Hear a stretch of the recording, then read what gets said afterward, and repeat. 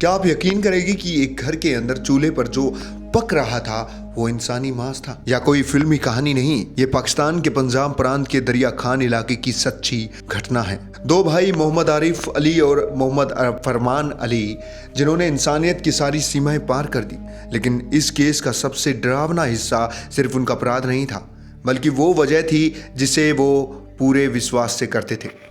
एक शांत कस्बा पाकिस्तान में था। साल 2011, दरिया खान पंजाब पाकिस्तान का एक शांत इलाका। एक 24 वर्ष की लड़की की कैंसर से मौत हो जाती है। परिवार ने सम्मान के साथ उसे स्थानीय कब्रिस्तान में दफन किया। अगली सुबह जब परिजन दुआ पढ़ने पहुंचे तो उनके पैरों तले जमीन खिसक जाती है।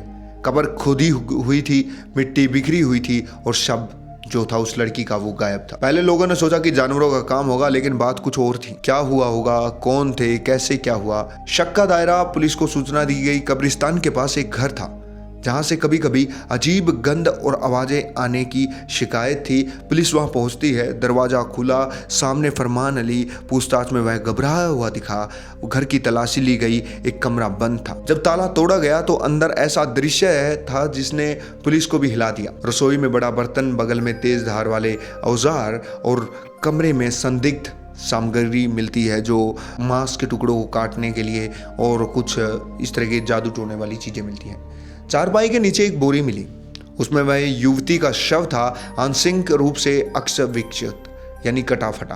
अब मामला साफ था कि यह साधारण कब्र चोरी नहीं थी, ये बहुत ज्यादा बड़ा क्राइम, यानी कि किसी के मरने के बाद भी उसे सुख कबूल ना होगा। अब फरमान को हिरासत में लिया जाता है। कुछ ही घंटों में उसका भाई आरिफ भी पकड़ा गया।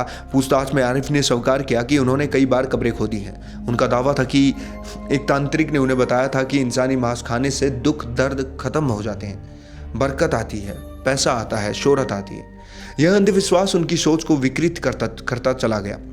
पुलिस रिकॉर्ड खंगाले गए। पिछले वर्ष कई कब्रें इस तरह से छेड़छाड़ की गई थी। लोग समझते रहे कि किसी जानवर का काम होगा, जानवरों ने उन्हें निकाल कर खा लिया होगा। लेकिन अब सच सामने आ चुका था।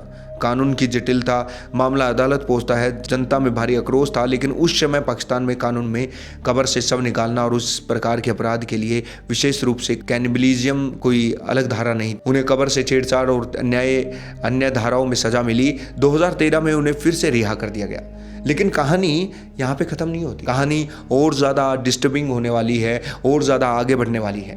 फिर आता है 2014 में, फिर से शिकायतें आने लगी। पुलिस दोबारा उसी घर पहुंची। इस बार घर से बरामद हुई सामग्री ने पूरे देश को फिर से झकझोर कर दिया। पूरे पाकिस्तान में इस न्यूज़ पर बड़ा बवाल कटा। अब उनके खिलाफ सख्त धाराओं में केस चला।